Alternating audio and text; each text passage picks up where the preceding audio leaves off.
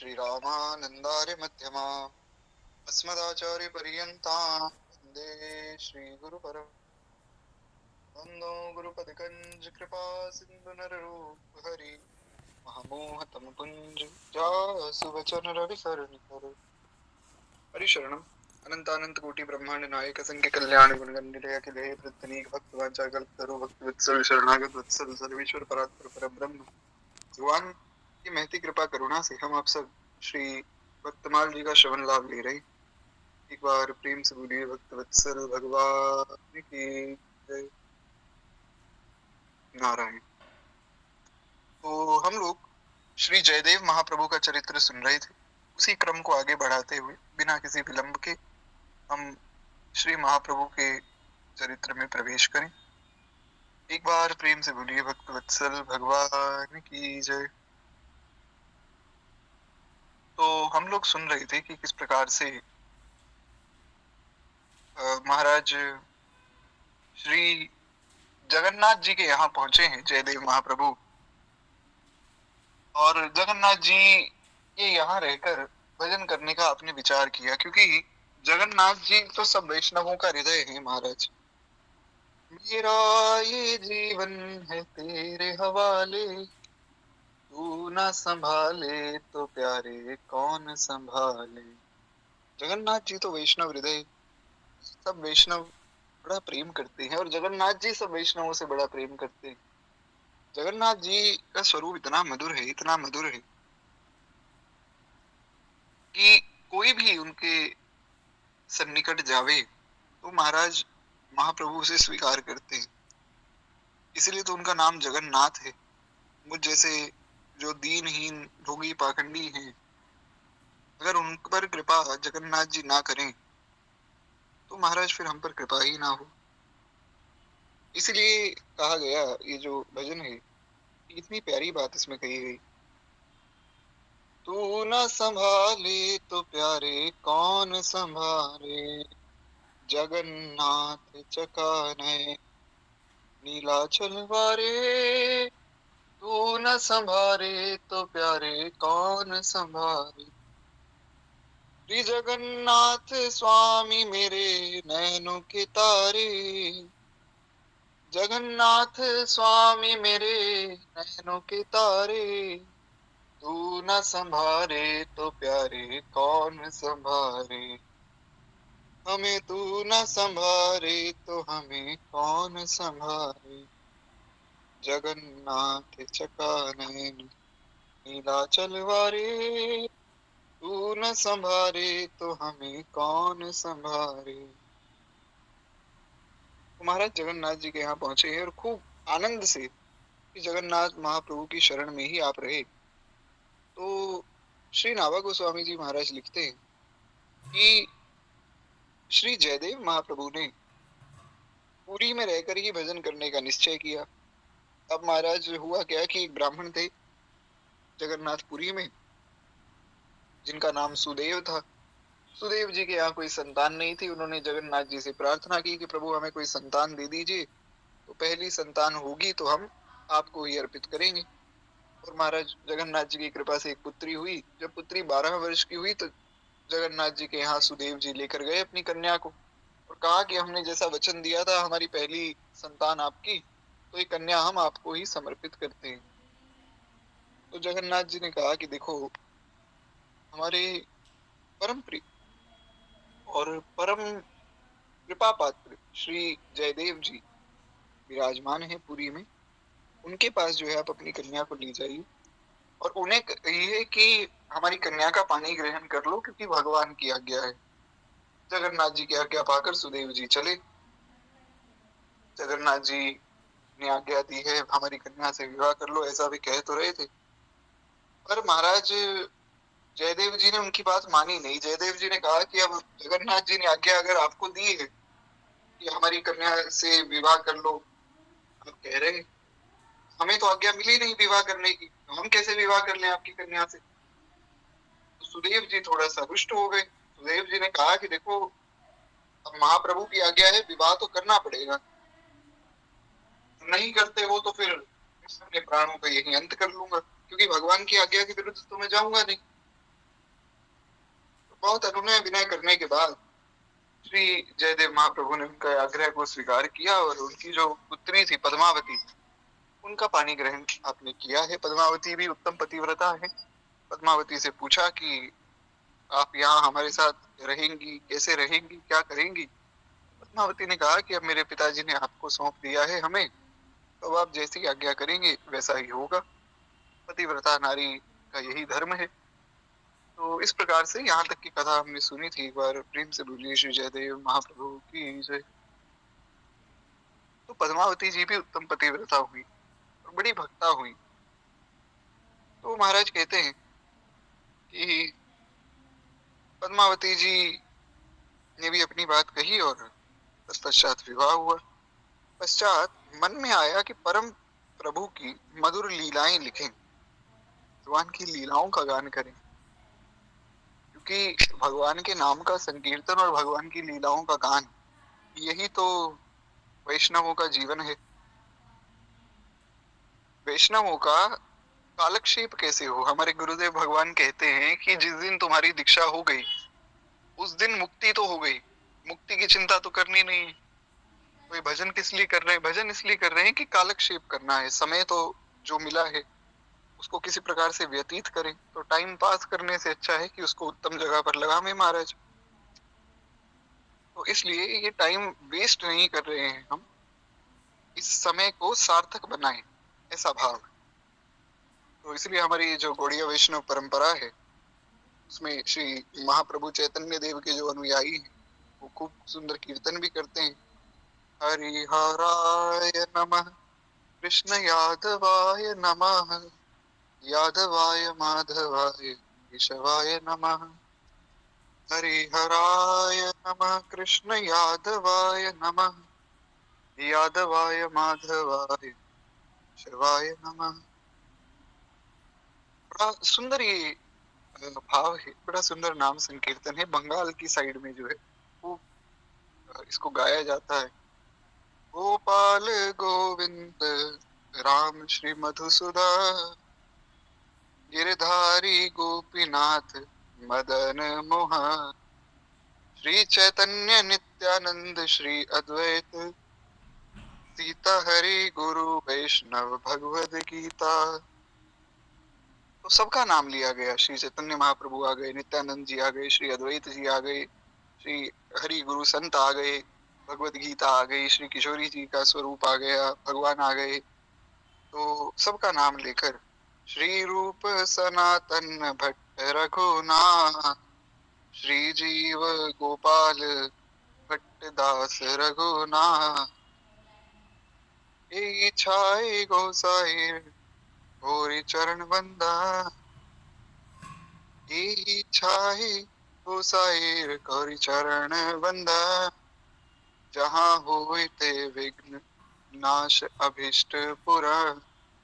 अगर इनके चरणों में हम पद नमावे, भक्ति भक्त भगवंत गुरु चतुर नाम वपु एक, इनके पद बंदन किए नासत विघ्न अनेक। उसी का ही ये भाव है कि हरि गुरु संतों के वैष्णवों के चरणों में अगर हम मस्तक नवावे तो जहाँ होइते विघ्न नाश, चरण अगर हम चरणों की आस करें, श्री किशोरी जी के, श्री रघुनाथ जी के, श्री वैष्णवों के, भगवान के जो प्राण प्यारे भक्त हैं उनके चरणों में अगर हम रहें, यानी कि उनकी बात को माने, तो हमारे विघ्नों का नाश होता है और हमारी उत्तम गति होती है। हमारा जो अभीष्ट है, जो हमारे मन में कामना है, वो पूर्ण होती है। तो कामना तो वैष्णव के मन में यही है महाराज।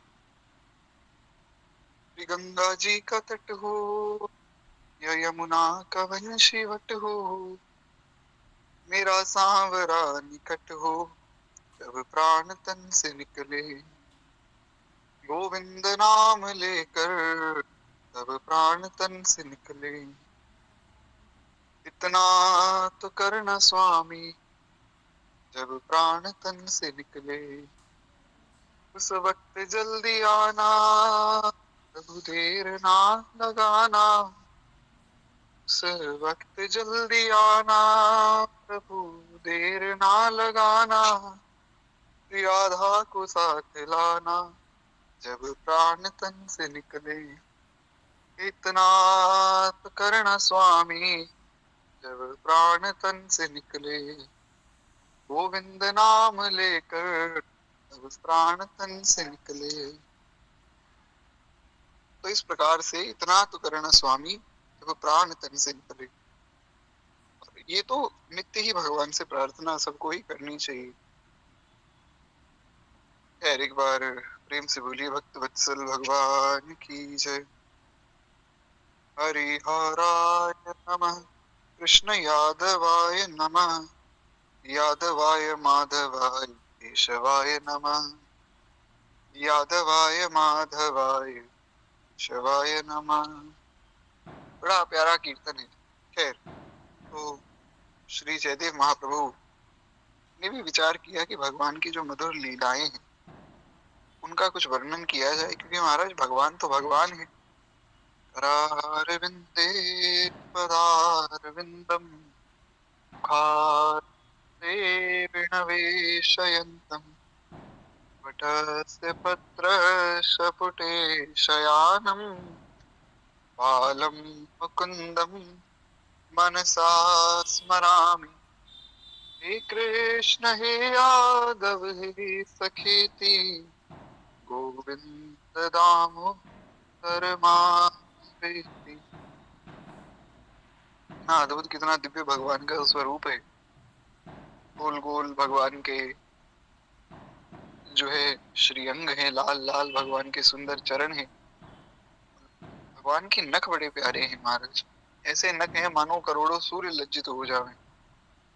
एक चरण जो है श्री ठाकुर जी ने बड़ा छोटा सा और बड़ा मधुर भगवान का स्वरूप है। बाल स्वरूप में श्री ठाकुर जी एक वट वृक्ष के पत्ते के ऊपर लेटे हुए हैं। तो एक पांव का अंगुष्ठ अपने मुख में भगवान ने दिया हुआ है। सुंदर भगवान ने पायल पहनी है, सुंदर जो है कमर पे कटिबंध है और लंगोटी श्री ठाकुर जी लगाए हुए हैं। भगवान की बड़ी कोमल, बड़ी सुमधुर सी जंघाएं हैं। छोटी छोटी भगवान की अंगुलियां जो कि बड़ी ही रसमयी हैं, बड़ी ही मधुर हैं, बड़ी ही कोमल हैं। भगवान के जो है हाथ, ऐसा लगता है कि मानो कमल की पंखुड़ियां भी इनके सामने, करोड़ों करोड़ों कमल भी लज्जित हो जाएं, ऐसे कोमल भगवान के हाथ हैं। उन हाथों से श्री ठाकुर जी ने अपने पांव को पकड़ा है और मुख में जो है एक ही पांव के अंगुष्ठ को दिया हुआ है, दूसरा पांव श्री ठाकुर जी वट वृक्ष पर टिकाए हुए। लंगोटी में श्री ठाकुर जी मंद मंद मुस्कान, गोल गोल भगवान के सुंदर कपोल है और सुंदर श्री ठाकुर जी के श्रीअंग पर सुंदर वनमाला विभूषित भगवान का वो स्वरूप है। और कंधे भी भगवान के, क्योंकि बाल स्वरूप में है, बड़े कोमल भगवान के कंधे, घुंघराले केश और बड़ी बड़ी भगवान की आंखें हैं, जिन नेत्रों से श्री ठाकुर जी अपने भक्तों को निहार रहे हैं, जिन नेत्रों से मार्कंडेय जी को निहार रहे हैं और कृपा की, प्रेम की, करुणा की वर्षा उन पर कर रहे हैं। सुंदर समुन्नत भगवान की नासिका है, जिस नासिका से श्वास पर श्वास से वेदों की ध्वनि प्रकट हो जाती महाराज। ऐसा सुंदर भगवान का दिव्य स्वरूप, और भक्त जन वैष्णव जन कीर्तन कर रहे हैं। यादवाय माधवाय केशवाय नमः, हरिहराय नमः, कृष्ण यादवाय नमः, यादवाय माधवाय केशवाय नमः। कितना दिव्य भगवान का स्वरूप है और कितनी करुणा भगवान के हृदय में है कि हम महाराज यहाँ बैठकर भगवान के उस दिव्य स्वरूप का ध्यान कर पा रहे हैं। ध्यान कर पा रहे हैं तो एक दिन दर्शन भी कर पाएंगे। और दर्शन का साधन यही है। यादवाय माधवाय केशवाय नमः, नाम संकीर्तन ही तो साधन है महाराज। हरिहराय नमः, कृष्ण यादवाय नमः, यादवाय माधवाय केशवाय नमः। नारायण एक बार प्रेम से बोलिए भक्त वत्सल भगवान की जय। तो इस प्रकार से श्री जयदेव महाप्रभु ने सोचा कि भगवान की तो बड़ी मधुर लीलाएं हैं, उनका वर्णन किया जावे। तो उन्होंने गीत गोविंद को प्रकट किया। क्योंकि जितने भी गीत हैं, विशेषता इन गीतों की नहीं है, विशेषता है इन गीतों में भगवान के नाम की, भगवान की मधुर लीलाओं की। इसलिए गोस्वामी तुलसीदास जी ने कहा कि देखो भैया, मैं कोई बहुत बड़ा कवि तो हूं नहीं। हालांकि गोस्वामी जी जैसी वाक्पटुता, गोस्वामी जी जैसा वैदुष्य, गोस्वामी तुलसीदास जी जैसा ज्ञान तो किसी में हो जाए ऐसा संभव ही नहीं। गोस्वामी जी जैसे तो गोस्वामी जी ही थे, और गोस्वामी जी जैसे गोस्वामी जी ही हैं, और महाराज गोस्वामी जी जैसे गोस्वामी जी ही रहेंगे। पर फिर भी गोस्वामी जी की धन्यता कैसी अद्भुत है। श्री गोस्वामी जी महाराज बताते हैं कि मैं कोई बहुत बड़ा कवि नहीं हूँ, पर मेरी कविता बड़ी सुंदर है। अरे महाराज, आप अपनी कविता की प्रशंसा कर रहे हो। तो गोस्वामी जी ने कहा कि मैं अपनी कविता की प्रशंसा इसलिए कर पा रहा हूँ क्योंकि मेरी कविता में मेरा कुछ नहीं है। इहि मह रघुपति नाम तारा, सुमिर सुमिर नर उतरहि पारा। मेरी कविता की विशेषता ये है कि इसमें रघुनाथ जी का नाम है। तो अगर कुछ लिखने में भूल भी हो गई तो कोई बहुत बड़ी बात नहीं, क्योंकि भगवान का गान हो रहा है इसमें। जिस वस्तु से, जिस व्यक्ति से भगवान की याद आवे, वो सदैव ही वंदनीय है, सदैव ही पूजनीय है। इसीलिए महिमा किसी गीत की या किसी काव्य की नहीं है, महिमा किसी रचना की नहीं है, महिमा है रचयिता की।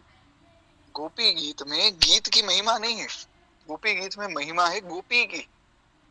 गोपी गीत में महिमा है कृष्ण नाम की, गोपी गीत में महिमा है गोपी के प्रेम की। क्योंकि गोपी तो जो कहती है वो गीत हो जाता है। ऐसा थोड़ी है कि गोपी ने भाव से गाया तो वो गीत हो गया, और बिना भाव के कुछ बोला तो गीत नहीं है। भक्त जो कहता है वो गीत हो जाता है महाराज। गोपियां जब रुष्ट हो जाती हैं भगवान से, तो महाराज भंवर गीत गाती हैं गोपियां। राधा रानी ने मान किया, जो है भंवरे के रूप में भगवान आए, तो राधा रानी रुष्ट हो गई।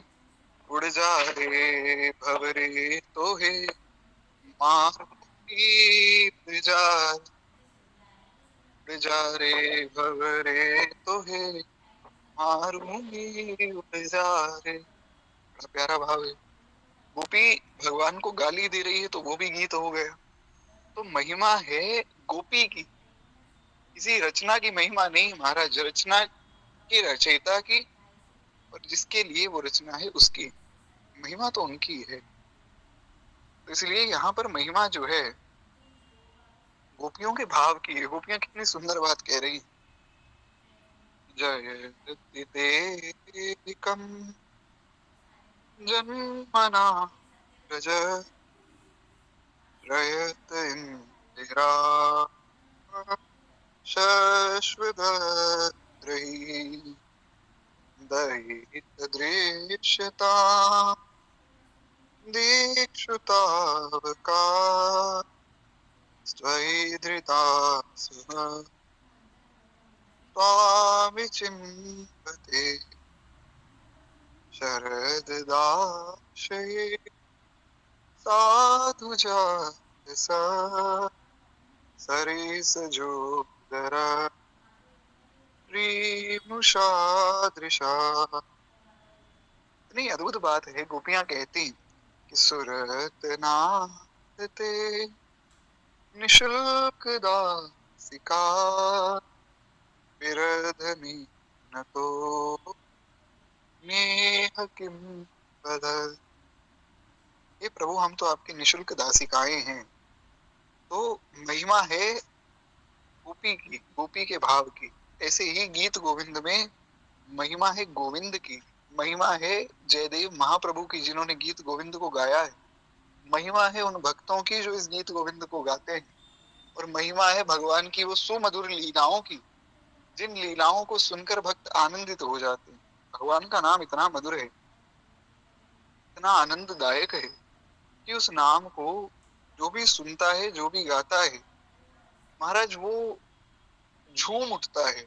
अब आप देखिए, हमने बहुत ज्यादा तो कुछ भाव सुना नहीं, अभी तो केवल जो नाम संकीर्तन का एक पद है केवल उसको सुना, लेकिन अभी भी मन में वही चल रहा है। संभवतः आप लोगों के मन में भी वो चल रहा हो।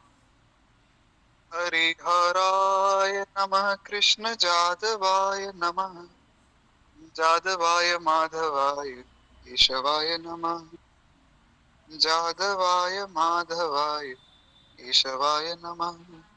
इतने भाव से लिखा है, इतने भाव से गाया है। महाराज भगवान का नाम ऐसा है, भगवान इतने मधुर हैं कि वे हृदय से जाते नहीं है। एक बार हृदय में भगवान आ जाए फिर भगवान जाते नहीं। इसलिए गोपियों ने कहा, एक तो जो गयो श्याम संग, को अब रात तो मन ना भये दस बीस, मन ना भये दस बीस, मन ना भये दस बीस। अरे किस मन से ध्यान करें, किसका ध्यान करें महाराज? मन तो श्याम सुंदर ले गए, और श्याम सुंदर जब मन को ले गए तो अब ध्यान कहाँ होगा? अब तो सब जगह सर्वत्र श्याम सुंदर ही दिखते हैं और कुछ दिखता ही नहीं। इधर देखा उधर पाई झलक घनश्याम प्यारे की, जो कुछ है रोशनी जग में उसी दिलबर हमारे की। पूरी भक्त वत्सल भगवान की जय। तो इस प्रकार से भगवान का नाम भी बड़ा मधुर है, भगवान का स्वरूप भी बड़ा मधुर है, भगवान की लीला भी बड़ी मधुर है। मधुराधिपते रखिलम मधुरम। वल्लभाचार्य महाप्रभु ने कहा कि इनका सब कुछ ही मधुर है महाराज। हृदयम मधुरम गानम मधुरम मधुराधिपते रखिलम मधुरम अधरम मधुरम वदनम मधुरम नयनम मधुरम हसितम मधुरम वचनम मधुरम चरितम मधुरम वसनम मधुरम वलितम मधुरम चलितम मधुरम प्रमितम मधुरम मधुराधिपते रखिलम मधुरम वेणुर्मधुरो रेणुर्मधुरा पानी मधुर पादो मधुरो नृत्यं मधुरं सख्यं मधुरं मधुरापते रखिलं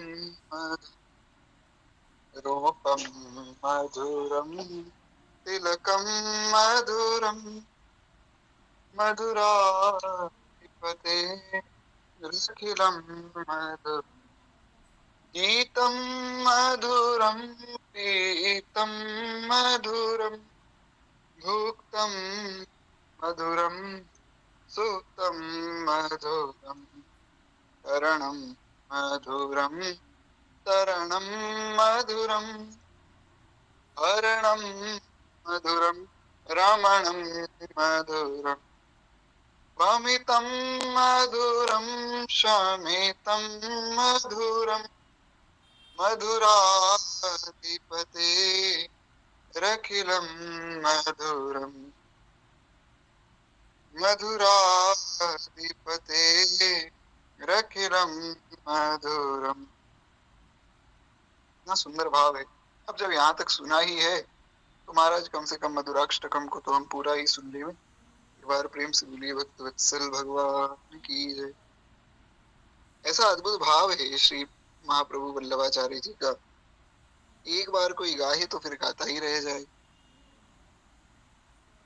गुंजा मधुरा माला मधुरा यमुना मधुरा बीची मधुरा सलिलम मधुरम कमलम मधुरम मधुराधिपते रखिलं मधुरम गोपी मधुरा लीला मधुरा युक्तं मधुरं मुक्तं मधुरं दृष्टं मधुरं श्रेष्ठं मधुरं मधुराधिपतेरखिलं मधुरम् गोपा मधुरा गावो मधुरा यष्टे मधुरा सृष्टि मधुरा दलितं मधुरं फलितं मधुरं मधुराधिपते रखिलं मधुरम् मधुराधिपते रखिलं मधुरम् अधरं मधुरं वदनं मधुरं मधुराधिपते रखिलं मधुरम्। ऋषि भक्त वत्सल भगवान की जय। इसलिए जो है मिथिला में जब श्री ठाकुर जी पहुंचे तो सब सखियां बड़ी प्रसन्न हो गई। सखी ने दौड़ कर आई और बोली कि श्याम गौर किम करऊं बखानी हीरा नयन नयन बिनु बानी। श्याम गौर किम करऊं बखानी हीरा नयन नयन बिनु बानी। अरे सखी कैसे वर्णन करूं, एक सांवला है और एक महाराज गोरा है। सांवला एक है एक गोरा बदन, देख कर ना भरा अब तक मेरा मन। ऐसा रूप नहीं देखा मरिया, जैसे जादू है उनकी नजरिया में। कोई आया सखी फुलवरिया। क्या दिव्य स्वरूप है भगवान का, सब कुछ ही मधुर है। भगवान तो पूर्ण रूप से मधुर है। इसलिए जो संकीर्तन हम सुन रहे थे उसमें भी एक बात कही जाती, आनंद बोलो हरि भज वृंदावन श्री गुरु वैष्णव पदे मजाई अमर। हरिहराय नमः कृष्ण यादवाय नमः यादवाय माधवाय केशवाय नमः। हरिहराय नमः कृष्ण यादवाय नमः यादवाय माधवाय केशवाय नमः।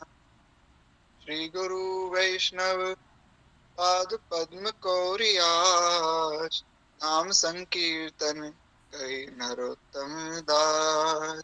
श्री नरोत्तम दास ठाकुर जी ने कहा, श्री गुरु वैष्णव पाद पद्म कौरियास नाम संकीर्तन कहे नरोत्तम दास। हरिहराय नमः। इतना सुख है भगवान के नाम में। मनी मन आप लोग भी करिए श्री ठाकुर जी को, कितना अद्भुत कीर्तन है नरोत्तम दास ठाकुर जी का। दास के मन में तो महाराज जब से सुना है तब से ही चल ही रहा है। हालांकि तो कोई भक्त वैष्णव भी नहीं हूँ, पर इतना प्यारा है नरोत्तम दास ठाकुर का। हरिहराय नमः कृष्ण जादवाय नमः यादवाय माधवाय केशवाय नमः यादवाय माधवाय केशवाय नमः। गोपाल गोविंद राम श्री मधुसूदन गिरधारी गोपीनाथ मदन मोहन। हरिहराय नमः कृष्ण यादवाय नमः यादवाय माधवाय केशवाय नमः। श्री भक्त वत्सल भगवान की जय। तो जहाँ तक दास का ध्यान है, प्रथम बार इस संकीर्तन को हम लोग सुन रहे हैं। और मधुराष्टकम भी शायद एक दो बार पहले हुआ हो, और प्रभु कृपा से आज मधुराष्टकम की भी चर्चा हुई। तो विशेष भाव जो है वो यही है कि महिमा किसी गीत की, महिमा किसी रचना की नहीं है, महिमा तो रचयिता की है। क्योंकि गोपी जब गाली देती है तो वो गाली भी रचना है।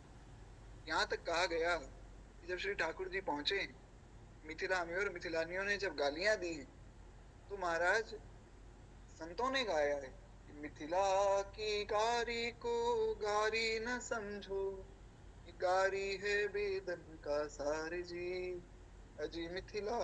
हाँ, ये गारी भी वेदों का सार है महाराज। तो गोपी जो गाती है वो गीत हो जाता है, ये गोपी की महिमा है। यार एक बार प्रेम से बोलिए श्री मिथिला चितचोर भगवान की जय। नारायण। तो हम लोग सुन रहे थे कि जयदेव महाप्रभु ने विचार किया कि भगवान की मधुर लीलाएं, जो ललित लीलाएं हैं, उनके विषय में कुछ लिखा जावे।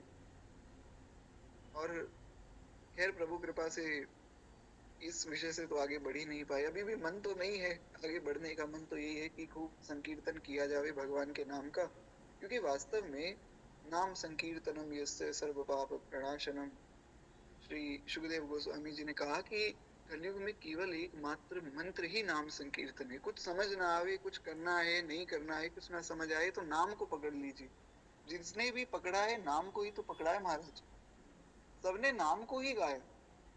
गिरधर नागर कहती मीरा, सूर को श्यामल भाया, सूर को श्यामल भाया। तुकाराम और नामदेव ने विठल विठल गाया। श्री तुकाराम और नामदेव ने विठल विठल गाया। श्री राधे गोविंदा मन भजले हरि का प्यारा नाम है। श्री राधे गोविंदा मन जपले हरि का प्यारा नाम है। गोपाला हरि का प्यारा नाम है। नंदलाला हरि का प्यारा नाम है। राम कृष्ण हरि विठ्ठल विठ्ठल राम कृष्ण हरि विठ्ठल, राम कृष्ण हरि विठ्ठल विठ्ठल राम कृष्ण हरि विठ्ठल। श्री राधे गोविंदा मन जपले हरि का प्यारा नाम है।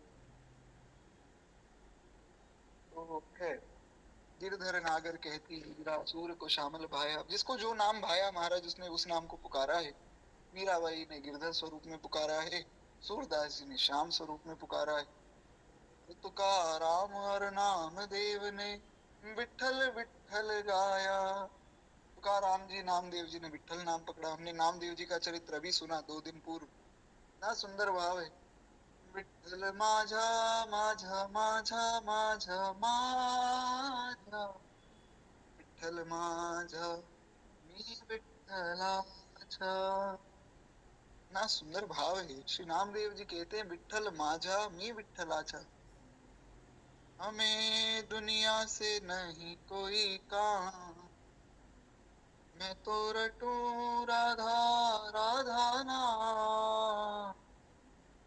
हमें दुनिया से नहीं कोई काम, मैं तो रटूं राधा राधा नाम।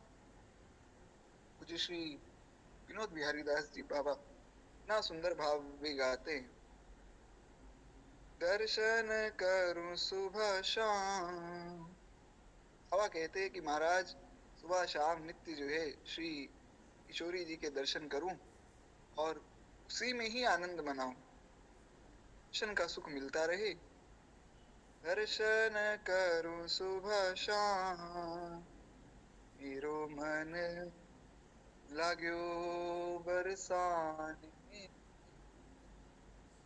जहाँ बिराजे राधा रानी, मेरो मन लाग्यो बरसाने में। जहाँ बिराजे श्यामा प्यारी, मन हट्यो दुनियादारी से। मन हट्यो ये दुनियादारी से। जहाँ मिले खारो पान, मेरो मन लाग्यो बरसाने। जहाँ बिराजे राधा रानी, जहाँ बिराजे राधा रानी। मेरे मन में ना लगे कोई रंग, मेरे मन में ना लगे कोई रंग, मैं तो रहूं संतन के संग, मैं तो रहूं संतन के संग, मेरे मन में बढ़त उमंग, मेरे मन में बढ़त उमंग, बरसाना ब्रज की राजधानी, मेरो मन लाग्यो बरसाने में, जहाँ विराजे राधा रानी, जहाँ विराजे राधा रानी, मुझे दुनिया से नहीं लेना देना, मुझे दुनिया से नहीं लेना देना, ये जगत है एक सपना, यहाँ कोई नहीं अपना, मेरी अपनी वृषभानु दुलारी, मेरी अपनी वृषभानु दुलारी, जहाँ विराजे राधा राम, मेरो मन लाग्यो बरसाने में, जहाँ विराजे राधा राम, मन हटो दुनियादारी से, मन हटो दुनियादारी से, जहाँ मिले कर पानी, मेरो मन लाग्यो बरसाने में, जहाँ विराजे राधा राम, श्री राधे गोविंदा मन जपले हरि का प्यारा नाम है, राम कृष्ण हरि विठ्ठल विठ्ठल राम कृष्ण हरि विठ्ठल, राम कृष्ण हरि विठ्ठल विठ्ठल राम कृष्ण हरि विठ्ठल, राम कृष्ण हरि विठ्ठल विठ्ठल राम कृष्ण हरि विठ्ठल, राम कृष्ण हरि विठ्ठल विठ्ठल राम कृष्ण हरि विठ्ठल, हरिहराय नमः कृष्ण यादवाय नमः, यादवाय माधवाय केशवाय नमः, हरिहराय नमः कृष्ण यादवाय नमः, यादवाय माधवाय केशवाय नमः। भक्त वत्सल भगवान की जय। बड़ा सुख है महाराज भगवान के नाम में, इसलिए गोस्वामी जी ने कहा भैया और कुछ बने ना बने, लाखन में एक बात तुलसी बताई जात, सुनो कल्याण जो चाहो तो श्री राम नाम लीजिए, केवल राम भजो रे भाई।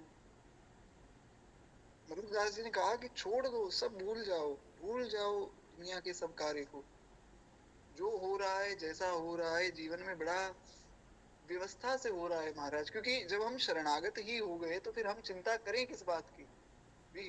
कल भी हमने इसी बात पर चर्चा की, पूज्य श्री प्रेमानंद बाबा बता रहे थे कि जब हम श्री जी के आश्रित हैं तो अच्छा हो या बुरा हो, जब सौंप दिया इस जीवन का सब भार तुम्हारे हाथों, फिर जीत तुम्हारे हाथों में, मेरी हार तुम्हारे हाथों।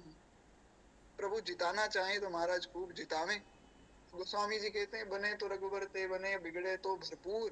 तो महाराज हराना चाहो तो ऐसा हराओ कि दुनिया भी देखे कि एक हारे हुए व्यक्ति को भी भगवान ने संभाला। इसीलिए तो भक्त ने गाया कि मेरा ये जीवन है तेरे हवाले, हमें तू न संभारे तो प्यारे कौन संभारे, जगन्नाथ चकानी नीलाचल वारे, तू न संभारे तो हमें कौन संभारे। इसलिए मलुकदास जी ने कहा, कक्का कृष्ण मुरारी सकल घट व्यापे जो, करे करावे आप और दूजान को। करने और कराने वाले श्री ठाकुर जी हैं, करते भी आप हैं, कराते भी आप हैं। काटे संकट दास के करुणा में भगवान, काम क्रोध मद लोभ मुड़े सो अभिमान। तो ये सोचता है कि महाराज मैं कर रहा हूँ, मैं कर रहा हूँ, मुझसे हो रहा है, वो तो मूर्ख है। मुझ जैसे जो ढोंगी पाखंडी लोग हैं, अभिमानी जो लोग हैं, उनके विषय में मलुकदास जी कह रहे हैं कि वे तो मूर्ख हैं। इसलिए सब चिंता फिकर छोड़ के इतनी बात समझो, अजगर करे न चाकरी और पंछी करे न काम, दास मधुका यूं कहें सबके दाता राम। और राम जी खिला रहे हैं, महाराज आप क्या कर लेंगे। व्यक्ति बड़ा सोचता है कि ये भी कर लें, वो भी कर लें, और जिस क्षण टूटेंगी तेरी ये श्वासों की जंजीरें, काम नहीं आएंगी तेरे कुछ तेरी जागीरें। आज जो पाया तूने जग में कल पड़ेगा खोना, जितनी राम ने भर दी चाबी उतना चले खिलौना। सीताराम राम राम, राधे श्याम श्याम श्याम, सीताराम राम राम, राधे श्याम श्याम श्याम। जीवन मौत का खेल है पगले, काहे करो ना धोना, जितनी राम ने भर दी चाबी उतना चले खिलौना। इसलिए आनंद में रहना चाहिए महाराज। तो केवल राम भजो रे भाई। बड़ी कृपा है श्री ठाकुर जी की। आज तो खूब आनंद हुआ। आज तो ऐसा समझिए कि आज का सत्र संकीर्तन का ही सत्र था। संकीर्तन से ही शुरू हुआ और संकीर्तन पर ही हम प्रभु कृपा से विश्राम भी करेंगे। मधुराष्टकम भी हमने सुना, गोपी गीत भी सुना, और महाराज महाप्रभु चैतन्य देव की परंपरा से तो कथा चली रही है जयदेव महाप्रभु की, तो उनका कीर्तन तो सुनना ही था। तो सब प्रकार से आज का सत्र जो है संकीर्तन सत्र ही होगा। एक बार प्रेम से बोलिए श्री भगवान नाथ की जय। मन हट्यो दुनियादारी से, जहाँ मिले खार पान, मेरो मन लाग्यो बरसाने, जहाँ विराजे राधा राम। हालांकि ये सब भाव हम सुन चुके हैं, पर कथा में प्रवेश करने का मन नहीं कर रहा है महाराज। मन करता है कि खूब कीर्तन ही किया जावे। भगवान के नाम में बड़ा सुख है। खैर, राम राम बोल प्यारे, कृष्ण कृष्ण बोल, कुंद माधव गोविंद बोल, केशव माधव हरि हरि बोल, केशव माधव हरि हरि बोल। राम राम बोल, कृष्ण कृष्ण बोल, मुकुंद माधव गोविंद बोल, केशव माधव हरि हरि बोल। इसलिए गिरधर नागर कहती मीरा, सूर को श्यामल भाया, सूर को श्यामल भाया। तुकाराम और नामदेव ने विठल विठल गाया, श्री राधे गोविंदा मन भजले हरि का प्यारा नाम है। गोपाला हरि का प्यारा नाम है, नंदलाला हरि का प्यारा नाम है। राम कृष्ण हरि विठल विठल, राम कृष्ण हरि विठल, राम कृष्ण हरि विठल विठल, राम कृष्ण हरि विठल। श्री राधे गोविंदा मन भजले हरि का प्यारा नाम है। तो खैर एक बार प्रेम से बोलिए भक्त वत्सल भगवान की जय। तो इस प्रकार से भगवान का सब स्वरूप मधुर है। मधुराधिपते रखिलम मधुरम। आज की कथा तो बड़ी विशेष है महाराज। जैसा दास ने पूर्व में भी निवेदन किया था कि कहने सुनाने वाले तो श्री गुरुदेव भगवान हैं। कितना आनंद करवाया महाराज जी ने आज। इस सब प्रकार से आज नए नए भाव भी हमने सुने। यादवाय माधवाय केशवाय नमः, हरिहराय नमः, कृष्ण यादवाय नमः, यादवाय माधवाय केशवाय नमः। तो खैर हम लोग कथा में प्रवेश करें। एक बार प्रेम से बोलिए श्री भगवान नाम की जय। तो आज की कथा को तो पुनः सुनना चाहिए। कल संभवतः कथा का विश्राम रहेगा, तो मेरी प्रार्थना है कि आज की कथा को ही आप कल पुनः सुन लीजिएगा, क्योंकि ये सत्र वास्तव में संकीर्तन का ही सत्र एक तरह से हुआ। हमारे लगभग 50 मिनट संकीर्तन में सार्थक हुए प्रभु कृपा से। अब हम आगे बढ़े और संभवतः कल कथा का विश्राम रहे और परसों का जैसा भी रहेगा मैं आपको सूचित कर दूंगा। पर जैसा दास ने पूर्व में भी निवेदन किया था कि अब जो आगे के चरित्र हैं ये सब चरित्र भक्ति काल के भक्तों के हैं, तो इसलिए थोड़ा सावधानी से हम लोग कथा में जुड़े और सावधानी से इन सब चरित्रों को सुने, क्योंकि अगर सावधानी से सुनेंगे तभी तो महाराज समझ पाएंगे। इतना सुंदर भाव है श्री नामदेव जी का, विठ्ठल माझा मी विठ्ठलाचा। तो ये जो ठसक है तभी तो आएगी जब हम सावधानी से सुनेंगे। तो खैर इस प्रकार से इन सब भावों को सुनना चाहिए। हम सुन रहे थे कि श्री महाप्रभु जयदेव जी ने सोचा कि भगवान की जो मधुर लीलाएं हैं उनका वर्णन किया जाए। कितनी मधुर है वो तो अभी हमने सुना ही। मन तो नहीं कर रहा है आगे बढ़ने का, पर समय की मर्यादा में रहते हुए कथा क्रम को आगे बढ़ावें। तो इसी विषय पर चर्चा हुई। इसलिए कहा गया हरि अनंत हरि कथा अनंता। कई बार मन में प्रश्न आता है कि महाराज भगवान की कथा अनंत कैसे हो सकती है। तो जब प्रश्न आता है तो फिर समाधान भी कथा ही देती है। अब एक ही शब्द हमने पकड़ा कि भगवान की जो मधुर लीलाएं हैं, तो मधुर लीलाओं को पकड़कर लगभग 50 मिनट बाद हम पुनः आकर उसी शब्द पर रुके हैं कि भगवान की मधुर लीलाएं जो है उनका वर्णन करने का विचार आपके मन में हुआ। ये है भगवान की कथा की महिमा। ये अनंत इसी प्रकार से है। जितना गाते जाएं उतना ही कम है। इसलिए जिसने भी गाया है अंत में यही कहा कि अभी थोड़ा और गाना बाकी है। शेष महेश गणेश दिनेश सुरेश जाहि निरंतर गावे, जाहि अनादि अनंत अखंड अछेद अभेद सुवेद बतावे। नारद से शुक व्यास रटे, कि हारे ताऊ पुनि पार न पावे। ऐसे जो भगवान हैं उनके विषय में जितना कहा जाए उतना कम। इसलिए गोस्वामी जी ने कहा कि भैया जिस पे जितनी सामर्थ्य है, जिस पर जितनी कृपा हो जाती है उतना वो गा देता है, फिर कोई दूसरा आ जाता है फिर वो गा लेता है। महाराज अभी एक रील भेजी किसी ने, तो उसमें दिखा रहे थे कि पूज्य श्री गुरुदेव भगवान है, पूज्य श्री विनोद बिहारी दास जी बाबा है, फिर श्री प्रेमानंद बाबा है, आदि आदि कुछ संत जन है। तो उनकी फोटो लगी हुई है और लिखा हुआ है कि हम आखिरी जनरेशन है जो इन संतों को सुन रहे हैं। पर ऐसा नहीं है वास्तव में, क्योंकि संत भी अनंत है और संतों की कथाएं भी अनंत हैं और संतों के श्रोता भी अनंत हैं। महाराज पूर्व में भी भक्त हुए, आज भी भक्त हैं, आगे भी भक्त होंगे। तो सुनने वालों की कमी नहीं है। तो खूब भाव से सुनना चाहिए और खूब सावधानी से सुनना चाहिए। सुनने की भी एक मर्यादा है, थोड़ा सावधानी से हम सुने, क्योंकि अगर असावधानी से सुनेंगे तो कल्याण तो तब भी होगा।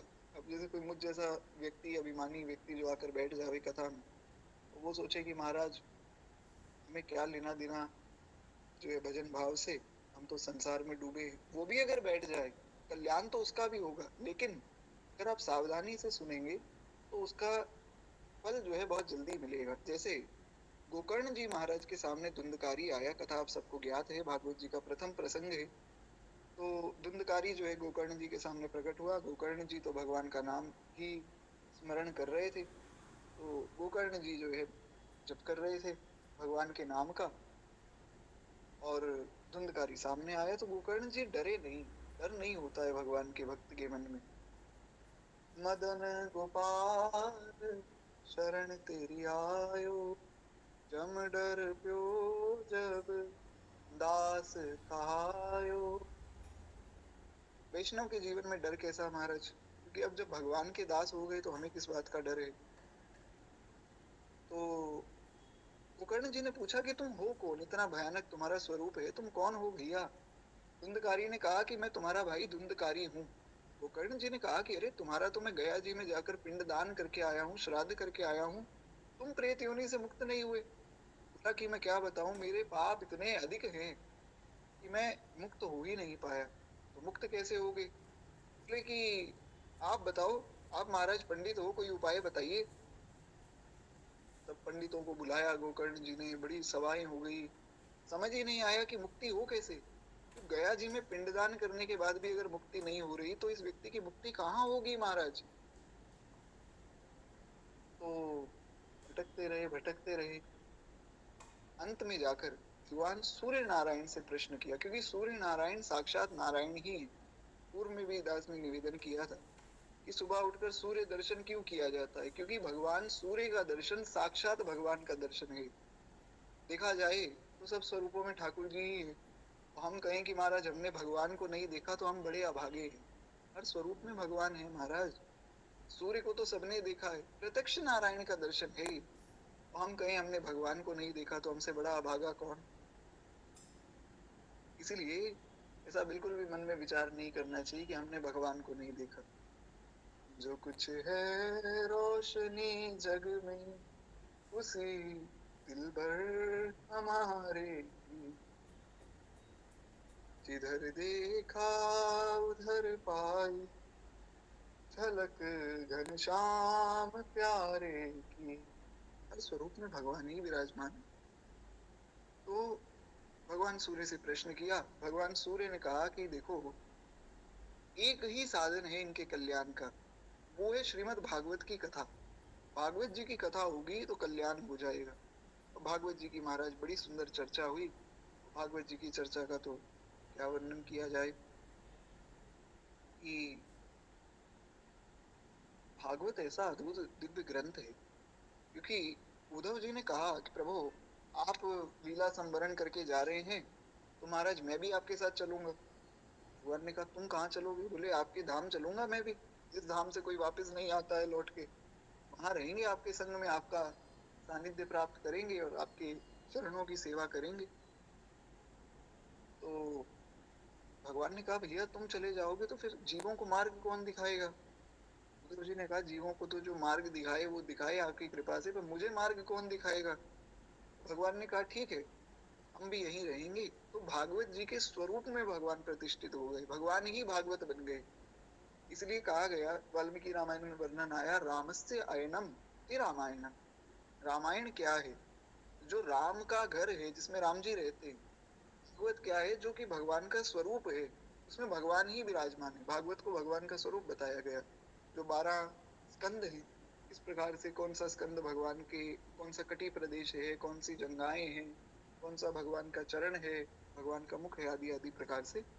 तो भागवत की कथा का आयोजन किया गया महाराज। बड़ी सुंदर जो है कथा हुई। गोकर्ण जी जैसे वक्ता हैं, सब श्रोता जन इकट्ठे हुए, खूब सुंदर जो है भगवान की मधुर लीलाओं की चर्चा हुई। तो खूब आनंद हुआ। जैसा अभी हमने अ, वल्लभाचार्य महाप्रभु का भाव सुना, मधुराष्टकम सुना अभी हमने, उसमें कितनी सुंदर बात श्री महाप्रभु वल्लभाचार्य जी कह रहे हैं।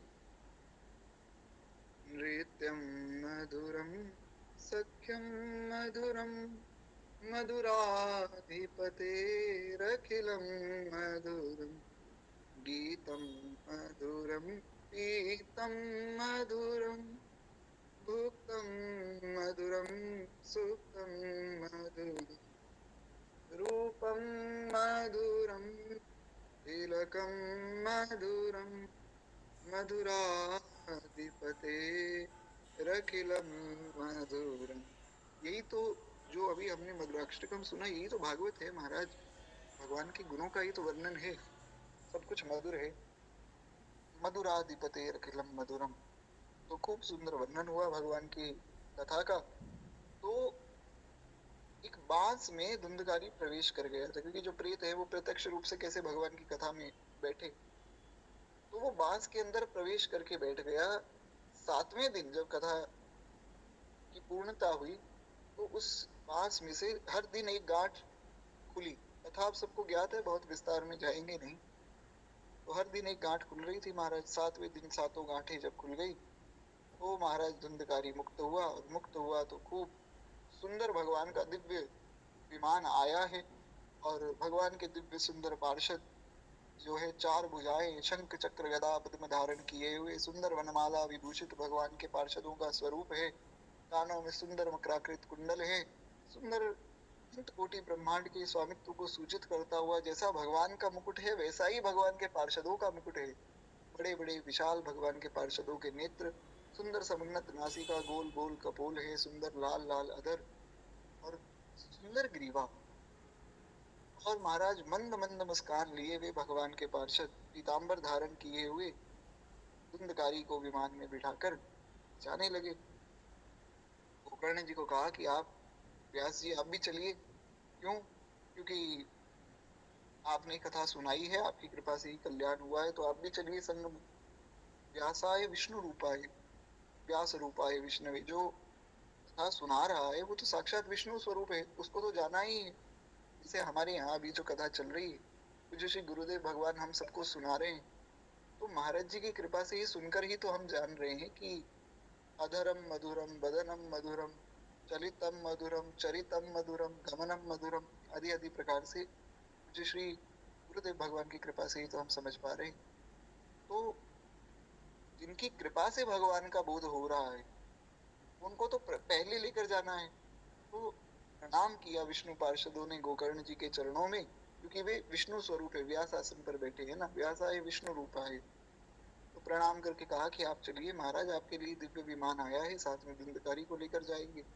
तो गोकर्ण जी ने कहा एक बात बताओ, इतने लोग यहाँ बैठे हैं, इन सब ने कथा सुनी, धुंधकारी ने भी सुनी, लेकिन हम 2 लोग ही क्यों जाएंगे, बाकी लोगों का क्या? तो उन्होंने कहा कि देखिए ये लोग भी जाएंगे, पर अभी बाद में जाएंगे, क्योंकि इन्होंने इतने भाव से कथा नहीं सुनी है। धुंधकारी ने बड़े भाव से कथा सुनी। धुंधकारी कथा सुन के मनन करता था कथा का। तक चर्चा पहुंची है तो दास का तो यही भाव है कि महाराज श्री किशोरी जी ने याद किया, इतनी सब सखियों ने किशोरी जी को कहा, हालांकि मुझ जैसे अपराधी जीव जो हैं अपने अहंकार वश, अपने विकारों के वश पहुंच तो नहीं पाते, पर श्री किशोरी जी ने याद कर लिया वृंदावन में, इतनी यही बहुत बड़ी बात है। ये जो जैसा अभी हमने सुना भी, मुझे दुनिया से नहीं लेना देना, मुझे दुनिया से नहीं लेना देना, ये जगत है एक सपना, यहाँ कोई नहीं अपना, मेरी अपनी वृषभानु दुलारी, मेरी अपनी वृषभानु दुलारी, जहाँ विराजे राधा रामा, मेरो मन लाग्यो बरसाने में, जहाँ विराजे राधा रामा। श्री किशोरी जी की जय। इस प्रकार से आज भी श्री किशोरी जी ही हमें याद कर रही हैं, तभी तो उनके विषय में हम सुन पा रहे हैं महाराज। नारायण।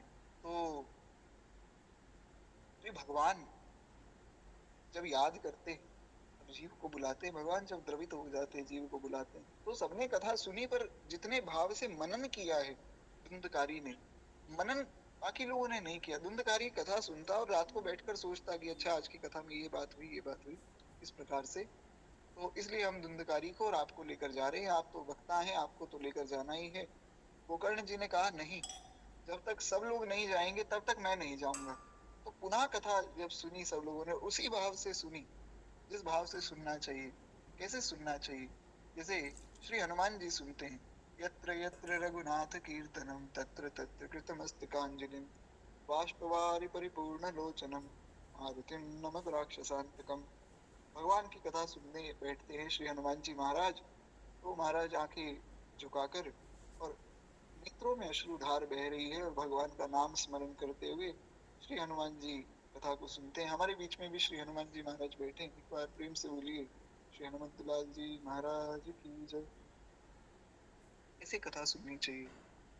तो उस भाव से जब सबने सुनी, सावधानी से सब मुक्त हुए, सब भगवान के दिव्य धाम को गए और खूब कीर्तन करते हुए खूब आनंद से राम कृष्ण हरि विठ्ठल विठ्ठल राम कृष्ण हरि विठ्ठल राम कृष्ण हरि विठ्ठल विठ्ठल राम कृष्ण हरि विठ्ठल श्री राधे गोविंदा मन भजले हरि का प्यारा नाम है।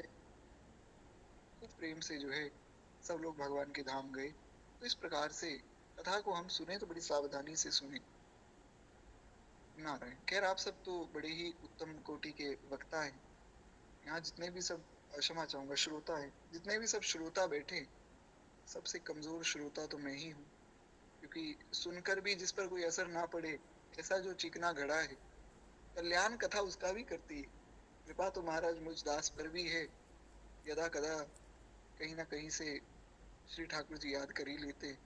पर जिस प्रकार से कथा सुननी चाहिए उस प्रकार से अगर हम सुने तो बहुत जल्दी लाभ मिलता है। तो कहते हैं इस प्रकार से श्री महाप्रभु जयदेव जी ने निश्चय किया कि गीत गोविंद लिखेंगे।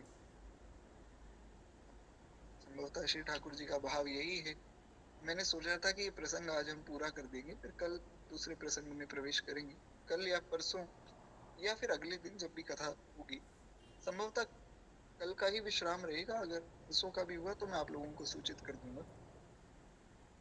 तो खैर जितना प्रसंग हम सुन सकें उतना सुनते हैं। कहते हैं कि गीत गोविंद लिखते समय एक बार श्री किशोरी जी के मान का प्रसंग आया, श्री राधा रानी के मान का प्रसंग आया महाराज। मान का प्रसंग तो बड़ा गंभीर है, बड़े गंभीरता से उसको लिखना होगा। अभी हमने सुना किशोरी जी मान कर जाती हैं, उड़ जा रे भवरे तो है मारूंगी उड़ जा रे। हमने अभी सुना ना कथा की शुरुआत में कि गोपी का क्रोध भी गीत है महाराज। गोपी का सब कुछ गीत है, क्योंकि श्री किशोरी जी की कृपा से सब गोपियां श्री कृष्ण प्रेम रूपी रस में डूब चुकी हैं। तो अब वे जो भी कहती हैं, जो भी बताती हैं, जो भी करती हैं, वो सब गीत हो जाता है। इसलिए श्री किशोरी जी ने कहा कि हमें श्री कृष्ण विरह इतना सता रहा है और ये भंवरा आकर हमें बारंबार कृष्ण की याद दिलाता है, उड़ जा रे भंवरे तो है मारूंगी जा रे। तो इस भंवरे को भगाओ। तो गोपियों का गीत, जो गोपियों का मान है, श्री राधा रानी का मान है, वो भ्रमर गीत बन गया। इस प्रकार से श्री किशोरी जी के मान का प्रसंग बड़ा गंभीर है। उसमें भगवान श्याम सुंदर ने अपनी प्रिया के चरण कमलों को अपने मस्तक का भूषण बताकर प्रार्थना की कि इसे मेरे मस्तक पर रख दीजिए। ऐसी प्रार्थना भगवान कर रहे हैं श्री किशोरी जी से, और क्यों ना करें। जाके अधीन सदा ही सांवरो या ब्रज को सिरताज हमारी माई श्यामाजू को राज। श्यामाजू को राज। तो महाराज श्री किशोरी जी के चरणों को अपने मस्तक पर रखने की ऐसी प्रार्थना भगवान कर रहे हैं। इस आशय का पद अपने अपने आपके हृदय में आया, क्योंकि जो भी आता है पूर्व प्रेरक रघुवंश विभूषण, सबके मन में प्रेरणा करने वाले तो भगवान हैं। तो भगवान ने ही प्रेरणा की कि इसको लिखो। हमने सुना ना मलुकदास जी कह रहे हैं, करे करावे आप और दूजा नहीं को। करने वाले भी आप हैं और कराने वाले भी आप हैं, भगवान को छोड़कर दूसरा कोई है ही नहीं। कहते हैं इस आशय का पद जब आपके मन में आया तो मन में तो आ गया, पर मुख से कहते तथा पद्मावती जी के द्वारा ग्रंथ में लिखवाते समय सोच विचार में पड़ गई कि इस गुप्त रहस्य को प्रकट कैसे करें। अरे संसार इस रहस्य को कैसे समझेगा, क्योंकि संसार में तो महाराज लोगों की बुद्धि वैसे ही बड़ी भ्रष्ट है। एक व्यक्ति मिले कुछ दिन पूर्व, बोले कि हम जो है दो लड़कियों से हमारा प्रेम है। तो मैंने कहा ये तो बड़ी गलत बात है महाराज, प्रेम तो एक से ही होता है, ये तो व्यभिचार है। तो बोले नहीं, जैसे श्री कृष्ण जी का प्रेम राधा जी से भी था और रुक्मिणी जी से भी था। क्या महाराज, ये कोई बात थोड़ी बनी। आप कहाँ खुद को कृष्ण समझ रहे हो, तो उन स्त्रियों को आप राधा रानी और रुक्मणी जी की उपमा दे रहे हो, ये तो समझ में नहीं आती बात। आपको कहना तो नहीं चाहिए। एक पंडित जी बैठे थे, ब्राह्मण देवता, और ब्राह्मण देवता ने कहा, नहीं तुम समझ नहीं पा रहे हो ये कहना क्या चाहते हैं। इनका प्रेम शुद्ध प्रेम है। तो उसने कहा, देखो प्रेम जो है, शुद्ध प्रेम जो है, वो तो एक से होगा ना। अगर जीवन में कोई हमारा जीवन साथी भी है, उससे हम प्रेम करें भगवत भाव करके, सब जगह ही हम प्रेम करते रहे और उपमा दे दें कि हम तो कृष्ण हैं और बाकी सब गोपियां हैं, तो कोई अच्छी बात नहीं, कहना तो नहीं चाहिए। पंडित जी बोले कि तुम समझ नहीं पाओगे, तो केवल जो प्रेमी जन है वे ही जानते हैं। हमारे संसार के लोगों की बुद्धि तो वैसे ही बड़ी भ्रष्ट है। लोग तो खुद को कृष्ण माने बैठे हैं, और अच्छा भगवान कृष्ण को कुछ समझते नहीं। भगवान कृष्ण को तो वे एक सामान्य जीव समझते हैं और खुद को भगवान समझते हैं। तो जयदेव महाप्रभु ने सोचा कि ऐसे जो मूर्ख जीव है, ये इस लीला को कैसे समझेंगे। भगवान की लीला को इस प्रकार से मैं लिखूं कि श्री राधा रानी मान कर गई हैं, और श्री भगवान उनसे प्रार्थना कर रहे हैं कि हे किशोरी जी, अपने चरणों को मेरे मस्तक पर रख दीजिए। इस प्रकार से जो है इस भाव को लिखा जाए, ताकि लोग इसको समझ पाए। वैसे तो समझता वही है जिसको भगवान समझाना चाहते हैं, हर व्यक्ति समझता भी नहीं। इसलिए भगवान ने 7वें अध्याय के 25वें श्लोक में भगवत गीता में भगवान कह रहे हैं, नाहम प्रकाश सर्वस्य योग माया समावृतम मूढ़ोयम नामी जानाति लोको मामजम अव्ययम। जो मूर्ख है वो मुझे नहीं जान सकता है, वो मेरी मधुर लीलाओं को नहीं समझ सकता है। संशय हो जाता है उसके मन में कि अरे ऐसा कैसे हो सकता है, और संशय आत्मा विनश्यति, संशय आत्मा का तो विनाश ही होता है महाराज। इसीलिए भगवान की लीला में संशय नहीं करना चाहिए। संतों की वाणी में और भगवान की लीला में कभी संशय ना हो। और बड़ी सावधानी से जब आप कथा सुनेंगे ना, जैसे अभी हमारी चर्चा हुई कि अगर नित्य नियम बनाया जावे कि जो है नित्य हमें कथा सुननी है। अब जैसे हमारे यहाँ प्रभु कृपा से नित्य 8 बजे कथा हो रही, आपने नियम ले लिया कि नित्य 8 बजे जुड़ना है, या सुबह कहीं यूट्यूब आदि पे किसी संत को सुनना है। नित्य जब कथा को सुनेंगे तो हमारा मन शुद्ध होगा। अब हम सोचें कि महाराज कभी किसी एक दिन जो है कथा सुन ली, फिर संसार में डूब गए, फिर कभी अवसर बना तो कथा सुन ली, इस प्रकार से करेंगे तो मन की शुद्धि उतनी जल्दी नहीं होगी। शुद्धि तो होगी, उतनी जल्दी नहीं होगी। कुछ जैसे कोई मुझ जैसा व्यक्ति हो जिसका कथा सत्संग में मन ही ना लगता हो, तो मुझ जैसे लोगों का कल्याण कैसे होगा। कथा श्रवण में, नाम संकीर्तन में जब मन लगेगा तभी तो कल्याण होगा। तो खैर, इस प्रकार से नित्य निरंतर जब कथा सुनेंगे तो पात्रता प्राप्त होगी, और पात्रता प्राप्त होगी तो फिर हम अच्छे से सुन पाएंगे। जैसे एक घड़ा है, अगर घड़े को उल्टा रखा जाए तो उसपे जितना भी पानी डाले सब व्यर्थ जाएगा। लेकिन जब घड़े का मार्जन करके उसको रखा जाए, उसमें शुद्ध जल डाला जाए, तो वो जल भगवान की सेवा के लिए उपयुक्त होता है। इसी प्रकार से जब पात्रता आती है, फिर जब हम कथा को फिर से सुनते हैं, पुनः सुनते हैं, तो विशेष रस प्राप्त होता है। इसलिए गोस्वामी तुलसीदास जी ने कहा कि राम कथा जे सुनहि अगाही रस विशेष जाना तिन नाही। जो लोग भगवान की कथा को सुनकर अगाह जाते हैं, कह रहे ये कथा तो पहले भी सुनी हुई है, इसमें नया क्या है, वो विशेष रस को नहीं समझ पाते। लेकिन जो नित्य कथा को सुनता है वो समझ सकता है कि महाराज कथा में नित्य कुछ विशेष बात आती है। ये कथा का स्वरूप है, इसमें किसी वक्ता की या किसी व्यक्ति की कोई महिमा नहीं, इसमें महिमा भगवान की कथा की है। तो आज का तो खैर बड़ा अद्भुत सत्र हुआ, संभवतः आप लोगों को भी ऐसा अनुभव हुआ होगा। तो कुछ एक भाव हम और सुने, उसके बाद फिर वाणी को विश्राम देंगे। एक बार प्रेम से बोलिए भक्त वत्सल भगवान की जय।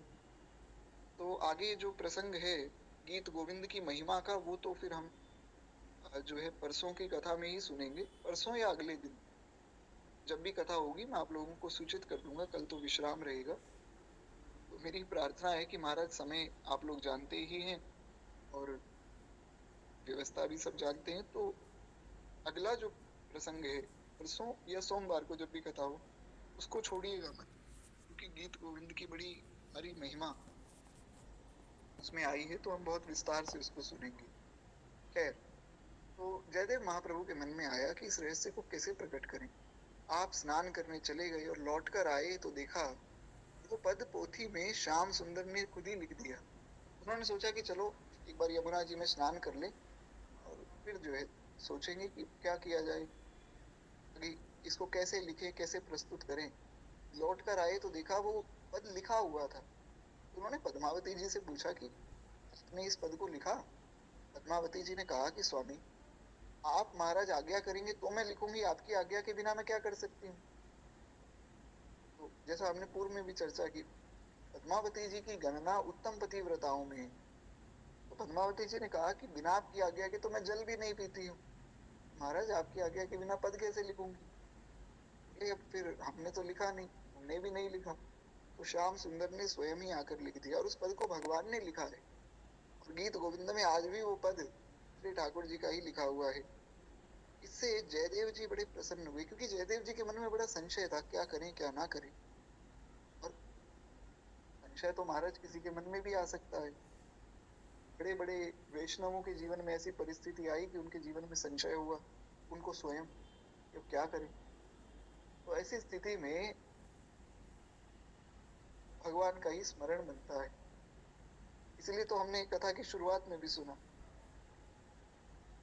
कि मेरा ये जीवन है तेरे हवाले, तू न संभारे तो प्यारे कौन संभारे, जगन्नाथ चका है तलवारे, तू न संभारे तो हमें कौन संभारे, ओ प्यारे तू न संभारे तो हमें कौन संभारे, जगन्नाथ स्वामी मेरे नैनों के तारे,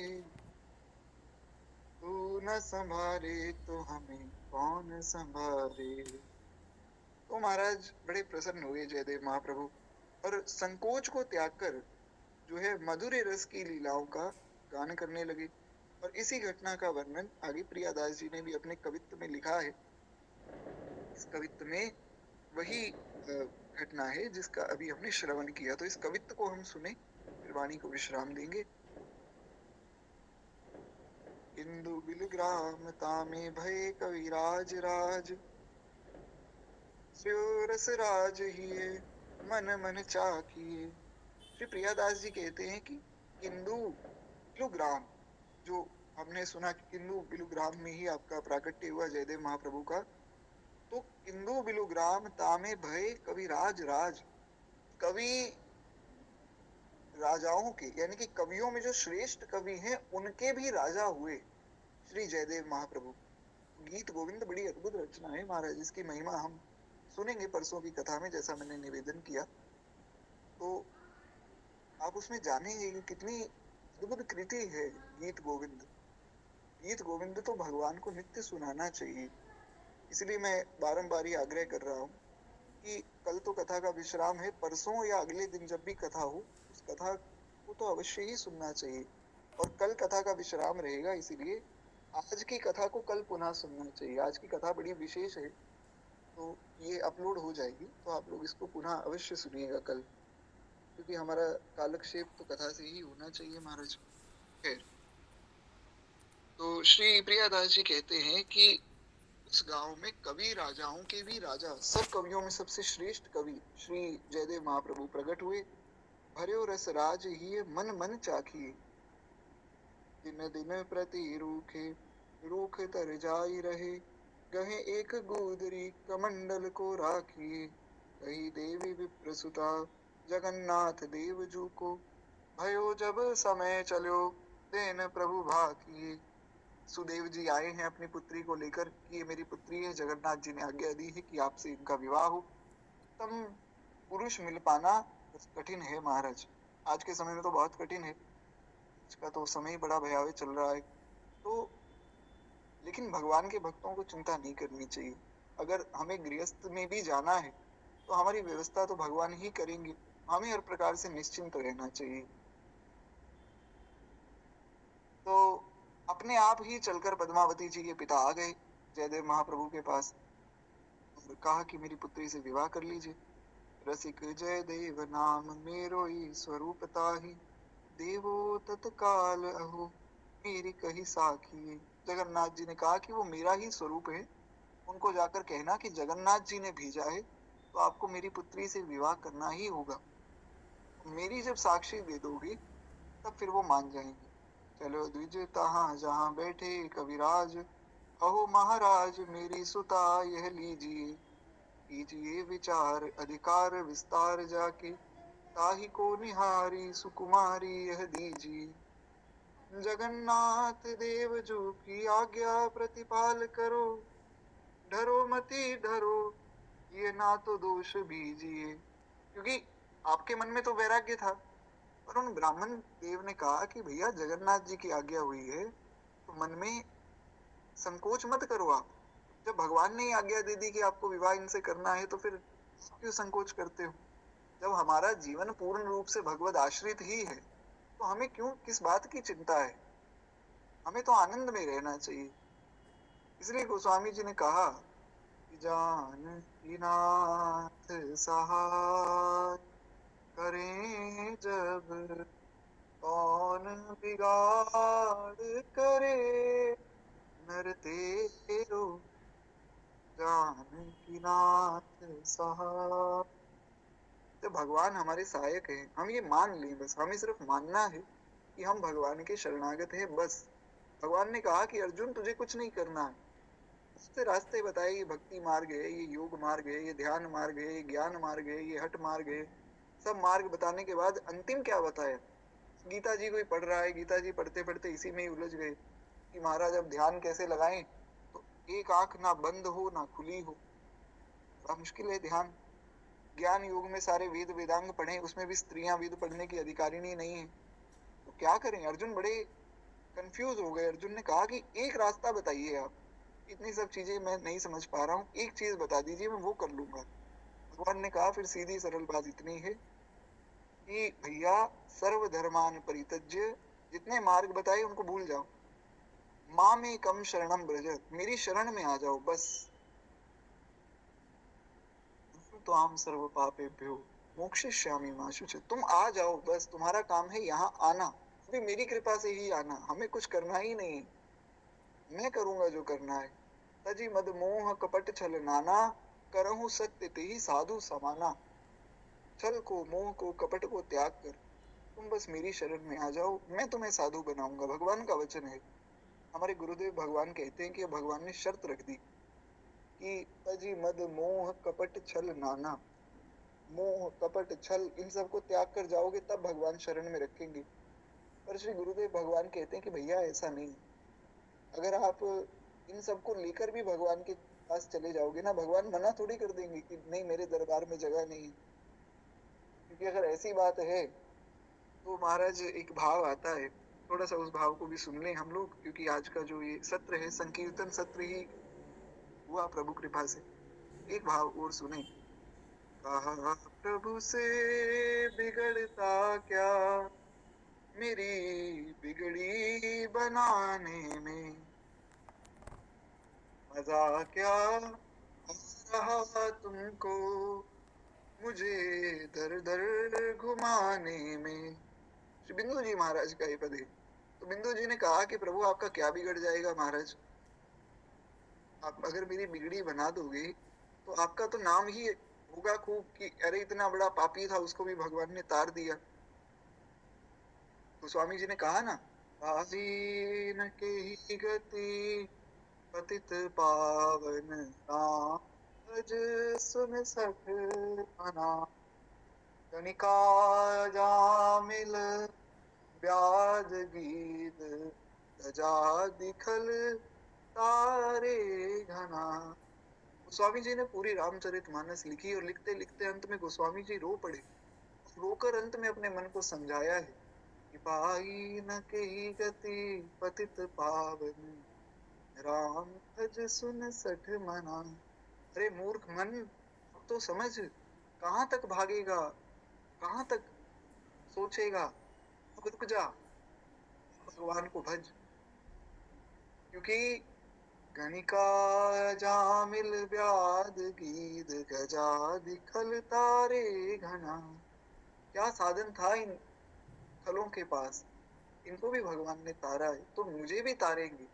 कहाँ तक भागे महाराज, किस किस की उपासना करें? अमुक मंत्र ले लो और अमुक देवी देवता की उपासना कर लो, ये कर लो वो कर लो। आजकल तो महाराज एक नया काम चला है, सब ज्योतिष की आड़ लेकर, ज्योतिष का अवलंब लेकर लोग दूसरों को ठग रहे हैं। एक नया दोष आया मार्केट में, काल सर्प दोष, तो सबको डरा दिया गया। जितने भी ज्योतिष हैं आप जाकर देखिए, पूछिए, तो कहेंगे अरे आपकी कुंडली में तो काल सर्प दोष है। तो काल सर्प दोष कोई दोष है ही नहीं। किसी ग्रंथ में, ज्योतिष के किसी ग्रंथ में काल सर्प नाम का कोई दोष नहीं है। लोग ऐसे ही पागल हुए घूम रहे हैं। अरे महाराज इतना भारी दोष लग गया है तो क्या करें? कुछ नहीं करना, 1,51,000 रुपए दो, यज्ञ होगा, काल सर्प दोष खत्म हो जाएगा महाराज। और यज्ञ में विवाह के मंत्र पढ़े जा रहे हैं। तो संसार तो बड़ा बावरा है महाराज। इसलिए गोस्वामी जी ने कहा कि भैया कुछ मत करो, राम भजो, केवल राम भजो रे भाई। तो बिंदु जी ने कहा प्रभु अगर आप मेरी बिगड़ी बना देंगे तो हे नाथ आपका क्या जाएगा? तो या तो आप मेरी बिगड़ी बना दो, और या फिर जो है आप सीधा कह दो। भगवान ने कहा, बिंदु जी ने संवाद किया है भगवान से, ये तो बड़ा संवाद है, एक भाव बस इसका हम सुने। तो भगवान ने कहा बिंदु जी को, बड़ी बहस हुई, बिंदु जी ने कहा मेरी बिगड़ी बनाइए। भगवान ने कहा क्यों बनाऊं भैया, अरे हजारों लोग खड़े हैं लाइन में, किस किस की बात बनाऊं? बिंदु जी ने कहा जब आप किसी की बात बना ही नहीं सकते हैं तो फिर ये क्यों कहते हैं कि मैं सब पर कृपा करता हूँ? भगवान ने कहा कृपा तो सब पर करता हूँ पर तुमने कुछ किया नहीं है ना। कहीं कुछ साधना की है, वे बोले तो कहा मैंने, सुना है ये रीझ जाते हो वक़्त आंसू बहाने में। कहा प्रभु से बिगड़ता क्या, मेरी बिगड़ी बनाने में। बिंदु जी ने कहा कि प्रभु साधना हम क्या करेंगे, हमने तो सुना है कि कोई झूठ मूठ में आकर रोने लग जाए तो आप उन झूठे आंसुओं पर भी रीझ जाते हो। वे बोले मेरी मर्जी है, करूं मैं जो भी चाहूंगा। भगवान ने कहा हमारी इच्छा है, परम स्वतंत्र न सिर पर कोई, हम तुम्हारा कल्याण करे ना करे। तो ये भाव केवल उसी के मन में आ सकता है जो मान चुका है कि भगवान मेरे हैं। जो अभी भी संशय में है कि संसार मेरा है या भगवान मेरे हैं, वो इस बात को नहीं समझ सकता है। ये तो बिंदु जी जैसा कोई सच्चा प्रेमी कह सकता है कि साधन कोई नहीं है, कोई साधन नहीं है मेरे पास, पर मैं आपका हूं, ये बात पक्की है। ये बात निश्चित है कि प्रभु मैं आपका हूं। अब मेरे जीवन में उतार आवे या चढ़ाव आवे, बने तो रघुवर ते बने और बिगड़े तो भरपूर। गोस्वामी जी कहते हैं कि अगर आप चाहे कि मेरा अपमान हो तो इतना अपमान हो जितना किसी का ना हुआ हो। आप चाहे मेरा काम बिगड़े तो महाराज ऐसा बिगाड़ो कि उसको कोई सुधार ही ना पावे, क्योंकि जो रघुवर ते ना बने वह बनिवे पे है दूर। आपने मेरा काम बिगाड़ दिया, वो कोई दूसरा आके उसको सुधार गया तो फिर वो सुधार भी दिया तो भी वो धूल हो गया। ऐसा बिगाड़ो कि आपको छोड़कर दूसरा कोई सुधार भी ना सके। आप चाहें कि हमें खूब जो है शाबाशी मिले तो खूब शाबाशी दिलवाओ, और आप चाहें कि लोग हमें जो है गालियां दे तो महाराज पत्थर भी बरसावे, लाठी भी बरसावे, खूब प्रताड़ना हो। पर एक बात निश्चित है कि प्रभु लाखो नाम पतित पावन जग, के ही अति दीन प्यारे, जाऊं कहाँ तजी चरण तुम्हारे। आपके चरणों को छोड़कर मैं जाऊंगा नहीं, ये बात निश्चित है। तो बिंदु जी को भगवान ने कहा कि मेरी इच्छा है जो मैं करूं। मैं बोला कर दो परिवर्तन, करुणा निधि कहानी में। फिर महाराज करुणा निधि क्यों कहते हो? कि अच्छे का कल्याण तो सब कर लेंगे, हमारा कल्याण करो। हमने श्री हरिराम बाबा का भी पद सुना था, वो भी यही भाव है। बनो इतने न निर्मोही, दया सागर कहते हो, सभी के दुख हरते हो, मुझे फिर क्यों रुलाते हो। तो खैर ऐसी प्रार्थना हम भी करें भगवान से। एक बार प्रेम से बोलिए भक्त वत्सल भगवान की जय। कृपा से लगभग सब प्रकार के ही भाव हमने आज सुन लिए। इसलिए मैं बारंबार निवेदन कर रहा हूँ कि आज की कथा को कल पुनः सुनिएगा, इसी समय पर सुनिएगा। तो क्या है, आपका नियम बना रहेगा। अगर परसों भी कथा ना हो पाई तो भी महाराज जितनी सब कथाएं पड़ी हैं यूट्यूब पे, जिन लोगों ने जयदेव महाप्रभु का चरित्र शुरू से नहीं सुना है, तो ये तो तीसरा भाग है, इससे पहले के जो 2 भाग है वो भी है, आप उनको सुन लीजिएगा। और सोमवार से फिर हम आगे का जो चरित्र है उसको सुनेंगे। है, तो जगन्नाथ जी ने कहा कि आप जाइए और मेरी आज्ञा है ऐसा कह दीजिएगा, वे स्वीकार करेंगे। ऐसा ही हुआ, भगवान की आज्ञा को कौन टाले। तो श्री प्रियादास जी कहते हैं, चलो द्विज तहाँ जहाँ बैठे कविराज राज, अहो महाराज मेरी सुता यह लीजिए, कीजिए विचार अधिकार विस्तार जाके, ताही को निहारी सुकुमारी यह दीजिए।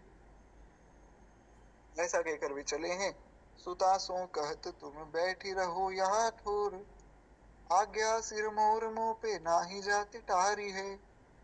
श्री जयदेव महाप्रभु ने पूछा उनसे कि आपके पिताजी आपको हमारे पास ले आए विवाह करवाने, आपको स्वीकार है ये विवाह, कहीं आपको आपत्ति तो नहीं। तो उन्होंने कहा कि स्वामी, मेरे पिताजी ने आपको सौंप दिया है, तो अब मैं तो जो है आपके ही आश्रित हूँ। पर पुरुष को मैं जानती नहीं हूँ, केवल आपको जानती हूँ, आप ही मेरे पति हैं, आप ही भगवत स्वरूप है। तो पतिव्रता नारी है पद्मावती जी। तो उन्होंने कहा जैसे आप रखेंगे वैसे रह लूंगी। चलो अन खाई समझाई हारे बातन सो, मन तू समझ कहा कीजे सोच भारी है, बोले द्विज बाल की सो आप ही विचार करो, डरो ही ज्ञान मुंह पे जात ना संभारी है, बोली कर जोर मोरे जोर ना चलत कछु, चाहो सोई हो यह बारी फेर डारी है। और आगे, जानी जब भई तियो कियो प्रभु जोर मुंह पे, तो पे एक झोपड़ी की छाया कर लीजिए।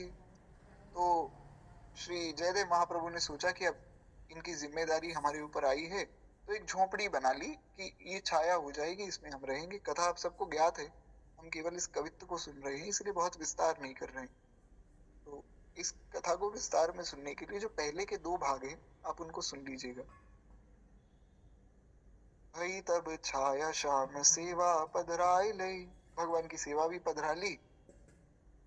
और नई एक पोथी में बनाऊं मन कीजिए, भयो जो प्रगट गीत सरस गोविंद जो को, गीत गोविंद प्रकट हुआ, मान में प्रसंग सिस मंडन कुसो दीजिए, वही एक पद मुख निकसत सोच पर्यो धर्यो। सो एक पद जो मान का पद था, बाकी तो लिख दिया, वो मान का जो पद था उसको लिखने में बड़ा संकोच हो रहा था। कैसे जात लाल लिख्यो मती रीझिए, स्वयं भगवान प्रकट हुए और भगवान ने स्वयं उस पद को लिखा। आज भी भगवान स्वयं प्रकट होते, वो प्रकट होकर जो है वैष्णवों से भक्तों से रचना करवाते। हमारे लिए भी भगवान प्रकट होते ही, बस बात इतनी है कि हम विश्वास नहीं करते इसलिए हमें दिखते नहीं, नहीं तो भगवान तो हमारे संग बैठे। भक्तमाल की कथा कोई सामान्य कथा थोड़ी, ये जो कथा हम लोग सुन रहे हैं, इस कथा के परम श्रोता भगवान हैं। तो अगर हम ऐसा अनुभव करें कि भगवान हमारे संग बैठकर सुन रहे हैं, तो महाराज इतना सुख हमें मिलेगा सुनने में, हम विश्वास नहीं कर पाते। लेकिन सबसे अच्छी बात तो ये है, बहुत से लोगों का ऐसा भी मैसेज आया कि भैया जब कथा होती है शाम को, तो हम लोग तो अपने घर के ठाकुर जी के पास बैठ जाते हैं, उनको भी सुनाते हैं, खुद भी सुनते हैं। ये सबसे उत्तम बात है। तो हरिजू आए विराजी ये कथा सुनो इतिहास, तुम श्रोता या माल के तब बदरज हम दास। तो साक्षात ठाकुर जी इसके श्रोता हैं। फिर इस प्रकार से जो है वाणी को आज यही विश्राम दें। जैसा पूर्व में मैं निवेदन कर चुका हूँ, कल कथा का विश्राम रहेगा। परसों अगर कथा हो पाई तो मैं आप लोगों को सूचित कर दूंगा, नहीं तो सोमवार को 8 बजे ही मंडे से कथा होगी, जैसे हमारी नित्य 8 बजे होती है। कुछ समय का परिवर्तन हुआ, सो बाद में हम लोग उस पर चर्चा कर लेंगे। तो शाम को सब लोग जुड़े, ऐसी मेरी प्रार्थना है, क्योंकि अब जो चरित्र है सब भक्ति काल के भक्तों के हैं, तो इन चरित्रों से प्रेरणा भी मिलेगी और साथ में ये भी समझ आएगा कि भक्ति कोई ऐसा विषय नहीं कि 500 700 800 साल पहले ही होती थी, अब नहीं हो सकती। अब भी वही भगवान है, वही धाम है, वही भक्त है, वही नाम है। इस बात है तो केवल विश्वास की, हम विश्वास करें तो सब संभव है। तो खैर 2 मिनट प्रेम से भक्तमाल जी की आरती करें, उसके बाद वाणी को विश्राम देंगे। किसी का कोई प्रश्न आदि हो तो आप यहाँ लिख सकते हैं। इस धन्य नाभा भारती की आरती आरत हरे, ये भक्त भगवद की कथा सब विश्व का मंगल करे। इस धन्य नाभा भारती की आरती आरत हरे, नर जाति जब माया विवश अज्ञान तम में पग गई, जन भारती आभा तभी जग जग गई जगमग गई। ज्ञान माया मोह तम की काली माँ कलई धुली, तत प्रेम समता सत्य सुख शुचि कंज कलिकाणी खिली। उलूक खल कलिमल सकल उड़ गन प्रवाहत हो गए, तब सब पथिक सुंदर सुखद हरि भक्ति पथ को पा गए। इस भक्त माला के सकल हरि भक्त जन दया करो, सच्ची अहिंसा भक्ति में विज्ञान दे माया हरो।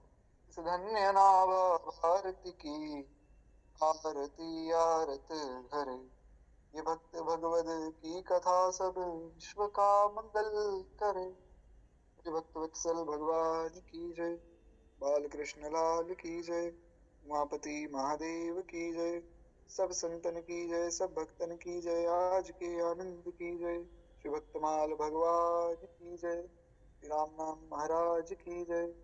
जय जय श्री सीताराम, जय जय श्री राधे श्याम। नमः पार्वती पतये, हर हर महादेव शंभु हर। जी तो मनीषा माता जी, आपका कोई प्रश्न है तो आप पूछ लीजिए। जी श्री हरिवंश लाला सीताराम। और जी बताइए। ये जैसे जन्म कुंडली दिखाते हैं तो उसमें दिखा रहा है कि पितृ दोष है, तो पितृ दोष कैसे लगता है? जी देखिए कैसे पितृदोष। मतलब? जी जी बताइए बताइए। तो ये पितृ दोष का क्या करना चाहिए, कैसे क्या होगा इसके लिए? देखिए पितृदोष तब लगता है जब हमारे पितृ हमसे रुष्ट हो जाते हैं, कहीं किसी पितृ का जो है पिंडदान आदि नहीं किया गया, श्राद्ध नहीं किया जा रहा है आदि आदि। तो इसके भी जी बहुत से समाधान है, जो विधिवत रूप से जो ब्राह्मण की पितृ दोष आदि का निवारण कराते हैं उनसे करवाना ही चाहिए। और हम उसमें क्या करें, जो यज्ञ आदि हवन आदि वे कराएंगे, वे तो वे कराएंगे ही। हम ये करें जी कि श्राद्ध पक्ष में जितने पितृ हैं उनका विधिवत श्राद्ध करें विधि से, और उनके निमित्त जो है भगवत गीता का पाठ करना चाहिए श्राद्ध पक्ष में। पूरी भगवत गीता नहीं तो कम से कम जो गीता जी का 11वां और 12वां अध्याय है उसको तो पढ़ना ही चाहिए अपने पितरों के लिए। और साथ में जो है भगवान नाम का जप हम करें, तो उससे क्या है, नाम जप करने से, कथा सुनने से, और कुछ अगर आप पढ़ सके तो रामचरितमानस आदि का पाठ थोड़ा आप करें, तो भगवान से प्रार्थना करें कि जितने हमारे पितृ हैं उनका भी कल्याण हो, उनका भी मंगल हो, क्योंकि भगवान के नाम से बड़ा तो कोई समाधान है ही नहीं। तो नाम जप करके भगवान से ये प्रार्थना करें कि प्रभु सबको शांति मिले, सबको प्रसन्नता मिले और सबको आपके चरणों में स्थान मिले, ऐसी हमारी प्रार्थना है। तो ये कार्य करना आवश्यक है। गीता जी तो रोज ही पढ़ सकते हैं आप, पितरों के निमित्त भी पढ़ सकते हैं। और जी उत्तम जी पक्ष ये है कि भगवान से प्रार्थना की जावे, क्योंकि हम कोई कामना लेकर ना पड़े, पर ये प्रार्थना अवश्य करें कि भगवान सब पितरों का मंगल करें, और जो यज्ञ आदि है वो विधिवत किसी अच्छे सुपंडित ब्राह्मण से पता करना चाहिए। जी। तो वो बोले त्रिपिंडी का पूजा कराने के लिए कि त्रिपिंडी का पूजा कराएंगे तो पितृ थोड़ा शांत होंगे। तो जी जी बिल्कुल। और ये बोले कि सविधिवत आपका त्रिपिंडी का पूजा होगा, अगर आप कराना चाहती हैं तो त्रिपिंडी का पूजा करा लीजिए। तो पितृदोष मेरे पे भी लगेगा कि बस परिवार ही वाले के लोग पे लगेगा? देखिए ऐसा है जी। कि महाराज। हम जिस हम जी जी जी दीक्षित हैं राधा वल्लभ वहां से, तो इसलिए पूछ रहे थे। जी ऐसा है कि अब जो रस परंपरा है हमारे वृंदावन में भी एक बार प्रश्न हुआ कि महाराज ये जो ग्रह है और चाल है इनका क्या किया जाए। तो डोंगरे जी महाराज से भी किसी ने प्रश्न किया कि ये जो ग्रह है बड़ा सताते हैं। तो डोंगरे जी ने कहा कि भैया जब कृष्ण ग्रह चिपट जाता है फिर कोई ग्रह दूसरा नहीं लगता है, तो हम पर कोई ऐसा दोष नहीं लगता है। परंतु ये है कि पितरों के कल्याण के निमित्त जो है ये कार्य करना चाहिए, क्योंकि जो पितृ कार्य है उसके लिए 16 जो दिन श्राद्ध के हैं, उसमें शास्त्रों ने आज्ञा दी कि दूसरा कोई काम भी नहीं करना है, कोई नया घर नहीं बनाना, नए कपड़े नहीं लेने, नई गाड़ी नहीं लेनी, केवल श्राद्ध में ध्यान दो। तो इस भाव से ना करें हम कुछ भी कि हम पे कोई दोष लगेगा, हम पे कोई दोष नहीं, हम तो भगवान के हैं, शरणागत हैं। पर इस भाव से करें कि पितरों का भी मंगल हो, कल्याण हो, उन्हें भगवान का सानिध्य मिले। तो ये जो पिंडी पूजन आदि है ये बिल्कुल सही है। तो विधि पूर्वक किसी किसी धाम में जाकर, काशी है या गया जी है, वहां करवाएं तो ज्यादा श्रेष्ठ है। नहीं तो जैसी व्यवस्था हो, जैसी प्रेरणा हो ठाकुर जी की, कराना ही चाहिए विधिवत रूप से। जी बोलिए। सीताराम श्री। जी, श्री हरिवंश, श्री सीताराम। तो आशा करता हूँ कि अब और किसी का कोई प्रश्न नहीं है, तो फिर आज्ञा दीजिए। पुनः हम लोग जुड़ते हैं। परसों मैं आप लोगों को सूचित कर दूंगा, अगर परसों कथा हो पाई तो प्रभु कृपा से, नहीं तो फिर सोमवार से हम प्रभु कृपा से जुड़ेंगे और आगे का चरित्र सुनेंगे। गलती भूल के लिए क्षमा कीजिएगा। नारायण नारायण।